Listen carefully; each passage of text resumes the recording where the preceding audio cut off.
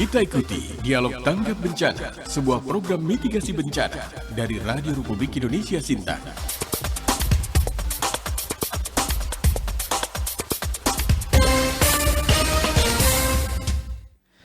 Selamat sore pendengar dimanapun Anda berada. Terima kasih untuk Anda yang masih tetap setia bersama kami di program Masa 1 RRI Sintang.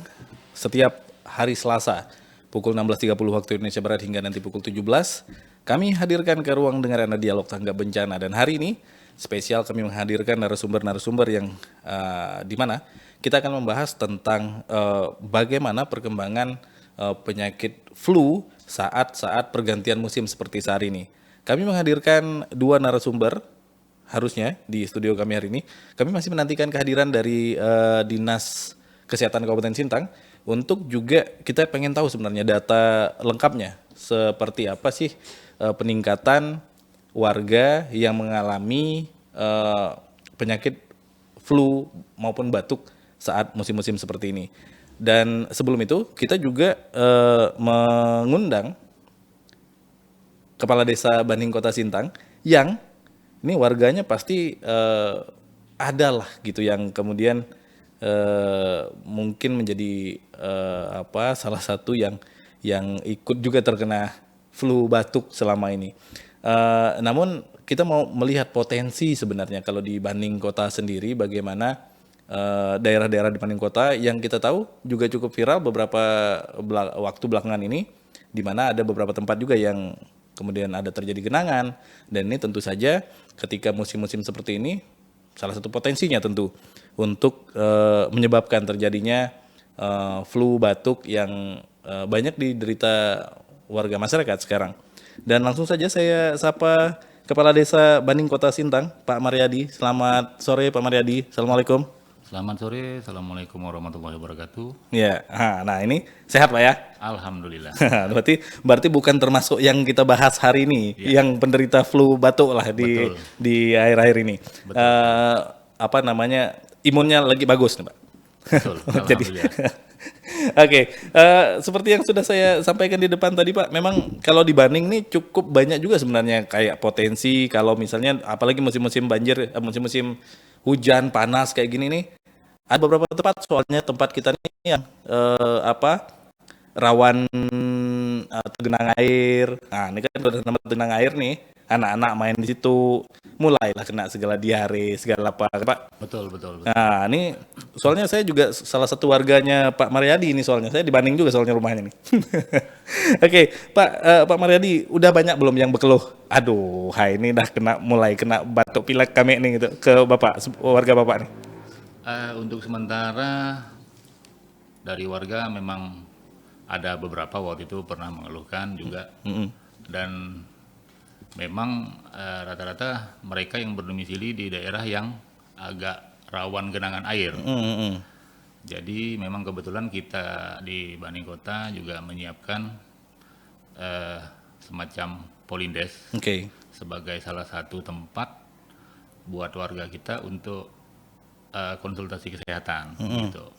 Ya, selama ini gimana masyarakat menggunakan fasilitas yang disediakan? Atau karena memang ngerasa wah rumah sakit lebih dekat, jadi lebih banyak rumah sakit, atau memang selama ini banyak juga ternyata yang pakai fasilitas Polindesnya kita? Iya, yang pasti untuk kita di Banding Kota, kita punya jadwal atau tanggal rutin untuk kegiatan tiap bulan, yaitu setiap tanggal 16 itu kita mengadakan semacam posyandu Kaban Belayan namanya. Itu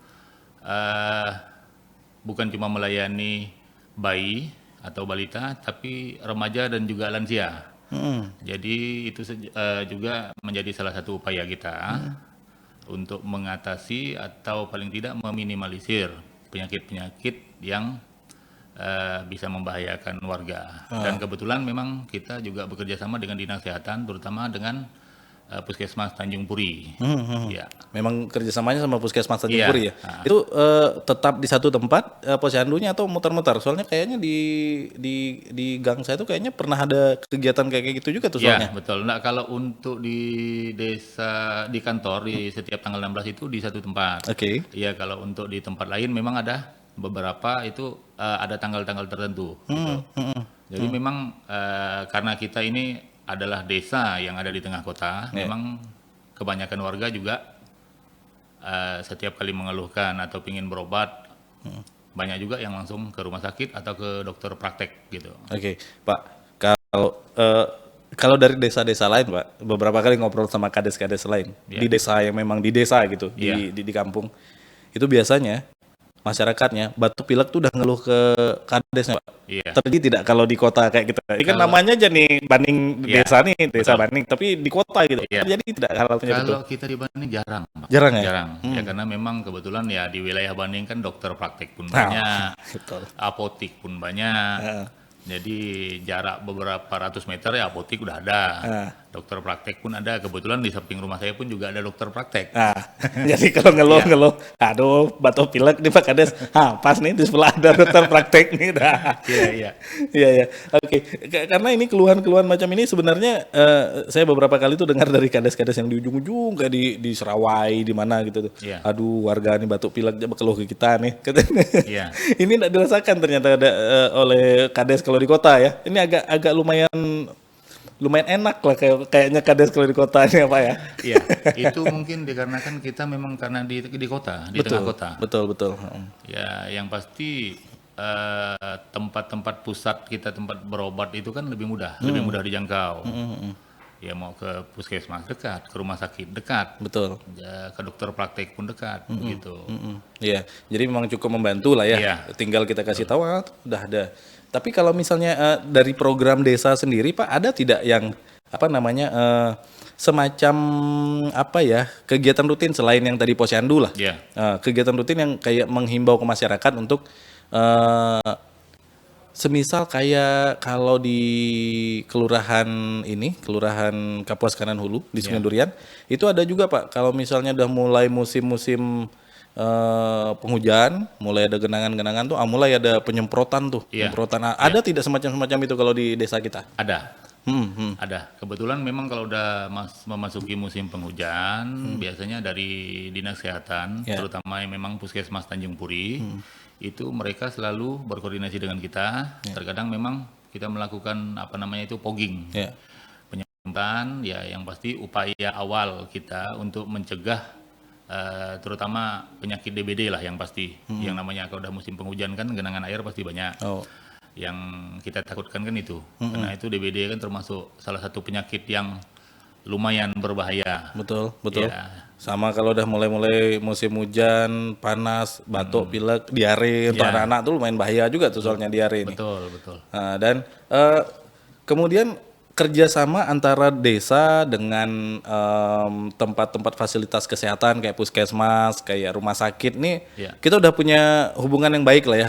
Misalnya ada kejadian-kejadian, kalau misalnya ada warga perlu klaim BPJS lah sebut misalnya ngurus-ngurus segala BPJS dan segala macamnya. Pernah mengalami hal-hal semacam itu Pak? Kayak misalnya desa membantu warga mengurus soal BPJS kemudian atau untuk fasilitas kesehatannya lah. Pernah tidak mengalami hal semacam itu? Pernah. Yang pasti mereka biasanya kalau mungkin mengalami kesulitan untuk kepengurusan BPJS, biasanya kan ada surat pengantar dan lain sebagainya, itu kan pasti mereka ke kita. Betul. Minta pengantar dan lain sebagainya, kita berikan surat pengantar, biasanya lanjut mereka langsung ke BPJS. Iya. Gitu. Ya, untuk sebagai gambaran, Pak Maryadi ini termasuk kades baru. Iya, betul. Dari bulan 10 ya. Iya, bulan aktifnya 10. Bulan 10 sampai sekarang relatif belum sampai setahun. Belum. Jadi udah lumayan ya. Tapi di pertama jadi kades langsung ngadapi banjir ya Pak? Betul sekali. Lumayan. Itu gimana pengalaman kemarin tuh Pak ngadapi banjir tuh, begitu udah terpilih, langsung ada banjir. Yang pasti kita pelantikan kades terpilih itu kan kemarin pada tanggal 7 Oktober 2021. Dan memasuki akhir Oktober itu sudah mulai banjir kuat. Iya. Dan puncak-puncaknya kan November. Memang kemarin ya lumayan juga sih beratnya, tapi yang namanya kita diamanahi warga, apapun itu ya tetap harus kita hadapi. Jadi memang salah satu upaya kita kemarin bikin dapur umum. Betul. Dapur umum kita kemarin alhamdulillah mampu berjalan sampai 18 hari. 18 hari Pak ya? Ya, dari target yang cuma 3 hari. Target awal cuma 3 hari karena kita awalnya itu dapur umum swadaya. Jadi dengan tidak ada dana, artinya cuma ya dari donatur-donatur aja cuma target 3 hari. Ya. Tapi seiring berjalan waktu, kita lihat alam pun kayaknya kemarin masih tidak bersahabat. Yang makin ada panjang kayaknya. banjirnya makin naik terus. Akhirnya kegiatan dapur umum kita berjalan terus sampai 18 hari. Dan dari mana kita dapatkan sumber pendanaannya? Itu alhamdulillah memang donatur dari mana-mana datang. Iya. Dan target kita dari awal waktu banjir itu kan per hari kan 650 bungkus nasi. Ya. Nasi bungkus karena kita menyiapkan makanan siap saji waktu itu, makanan siap makan. Siap makan ya. Iya. Awal dari 650 bungkus karena air pun makin naik. Kemudian laporan dari warga pun rata-rata tiap hari itu masuk. Iya. Tempat saya udah banjir, Pak. Tolong Pak dibantu. Ya Iya. kita data. Kita kan juga kemarin berdasarkan dari data RT juga. Iya. Dari RT itu mendata berapa jumlah warganya yang terdampak banjir, yang terkena banjir, itu yang kita prioritaskan utama. Seiring kita pun berjalan, kita juga survei Betul. daerah-daerah mana lagi yang itu, dan takutnya juga kemarin tuh pengungsi, kadang-kadang kan ada juga pengungsi dari luar desa Baning yang masuk ke mengungsi di Baning, itu kan ada juga yang kita bantu, tapi yang kita tahu kadang-kadang kan ada yang ngungsi tapi tidak melapor gitu. Betul. Iya. Kadang itu yang jadi salah satu problem juga. Iya. Nah, itulah yang kita harapkan tidak terjadi lagi nih Pak ya. Mudah-mudahan Ini mulai hujan lagi soalnya. Iya, betul. Udah gelap lah. Capek soalnya ngurusi hal itu soalnya. Termasuk jadi korban banjir kemarin Pak? Saya tidak. Oke. Alhamdulillah aman, rumah aman. Saya sepunggung Pak di rumah. Blok G nomor 3 punya saya di belakang Pemdes persis. Aduh. Awalnya dikira dikit Pak. Oke, ini kayaknya sampai sini aneh gitu. Karena enggak pernah segitunya. Pindahkan sedikit barang-barang. Naik lagi nih. Aduh, kayaknya sih enggak naik lagi nih. Tapi naik terus sepunggung. Aduh, berenang semua barang di rumah. Tapi ya begitulah, semoga harapan kita masyarakat juga enggak ada yang kemudian di musim-musim kayak gini nih kemudian jadi kena penyakit dan segala macamnya, dan moga-moga juga enggak banjir lagi lah. Mudah-mudahan. Di warga Baning sendiri Pak, di mana sih daerah-daerah yang mungkin patut diwaspadai lah warga di sekitar situ yang punya potensi, ini agak punya potensi bisa jadi sarang penyakit nih nanti di sini kalau misalnya lagi ada genangan, terutama ya saya tahu di sekitar Cika tuh, Cadika. Sekitar Cadika tuh. Nah itu, ada lagi Pak, kalau sepengetahuan Bapak, daerah-daerah yang memang kita harus waspadai kalau ada musim hujan-hujan gini nih. Yang pasti kalau untuk daerah Baning Kota, yang pertama itu memang yang Bapak sebutkan tadi itu daerah Jalan Cadika, itu luar biasa. Memang dari dulu, udah bertahun-tahun memang selalu tergenang air daerah situ. Terus di daerah ini,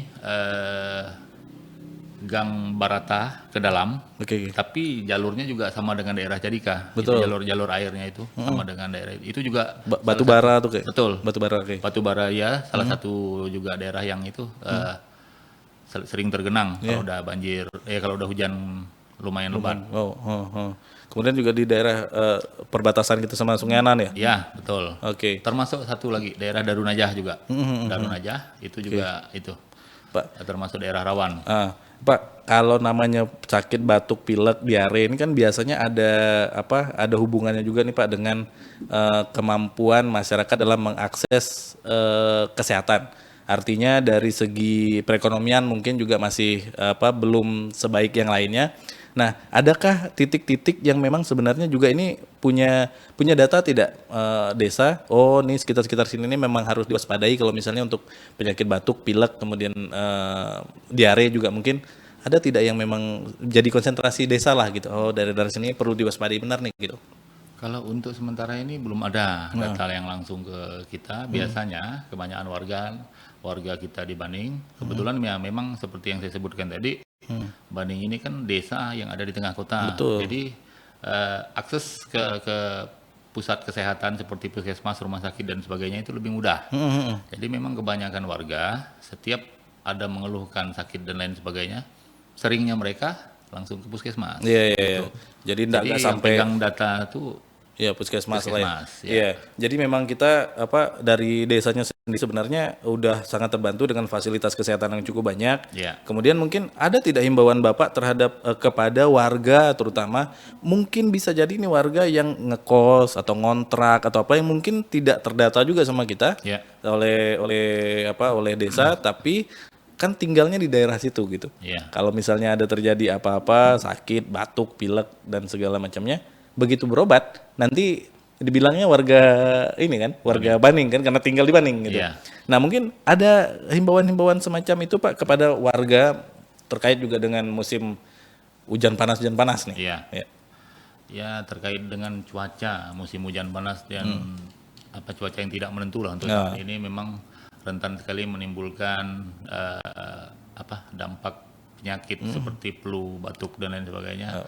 Yang pasti kita dari pemerintah Desa Baning Kota menghimbau untuk warga supaya tetap menjaga kesehatan, menjaga imun tubuh dan terutama ya olahraga tetap di paling tidak seminggu Betul. sekali atau 2 kali minum dan makan yang bergizi, dijagalah pola makan itu, Iya. begitu. Kalau perlu minum vitamin, Betul sekali. minum Vitamin madu, Iya. ya, sama yang disarankan oleh Ibu Kepsta tadi Betul. di off air tadi soalnya ngobrol sama Bu Kepsta Iya. dari Pak Manedi. Pak Manedi, kita sayang sekali dari Dinas Kesehatan sebenarnya kita mengharapkan dari Dinas Kesehatan sebenarnya datang hari ini, tapi dihubungi sama Pak produser saya, tapi mungkin berhalangan hadir. Iya. Semoga di lain waktu kita bisa ngobrol-ngobrol lagi Siap. untuk hal lain lagi. Boleh siap. Terakhir Pak, mempersiapkan Idul Adha gimana di Desa Baning? Desa Baning untuk Idul Adha yang pasti biasanya sih kita pakai stadion. Oke.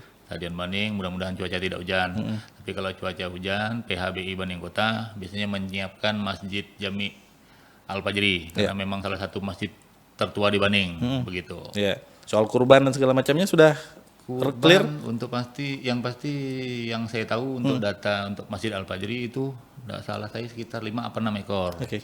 Sapi. Sapi, ya. Oke. Dan itu udah soalnya sekarang ada PMK Pak. Iya, betul. Nah, itu pasti udah punya Ya. komunikasi dengan dokter hewan dan segala macamnya kan sudah betul. dipasti. Kebetulan memang kita begitu hewan kurban masuk memang diharuskan diharuskan begitu dicek. Oke. Di karantina katanya tuh. Iya, nah itu dia. Pokoknya sukses untuk kegiatan-kegiatan berikutnya di Desa Baning Kota. Siap. Semangat melayani masyarakat, Pak. Siap, terima kasih. Semangat juga buat Anda. Iya, Sukses juga buat Anda. oke. Lain kali kita ngobrol-ngobrol lagi, Pak. Siap. Dan pendengar demikian tadi bincang-bincang kita di acara Dialog Tanggap Bencana RRI Sintang edisi hari ini. Selasa tanggal 5 Juli 2022. Semoga bermanfaat untuk Anda dan harapannya warga di musim yang seperti pancaroba seperti ini tidak kemudian menjadi salah satu yang mengalami sakit, flu, batuk, pilek dan juga diare mungkin yang biasa terjadi di musim-musim seperti ini. Dan kita harapkan bersama Anda semua bisa menjaga daya tahan tubuh Anda sehingga terhindar dari penyakit-penyakit yang kami sebutkan tadi. Akhir kata saya Dian Beniuda mengucapkan terima kasih atas kebersamaan Anda. Sampai jumpa. Demikian tadi telah kita ikuti Dialog Tanggap Bencana, program mitigasi bencana, produksi Radio Republik Indonesia Sintang.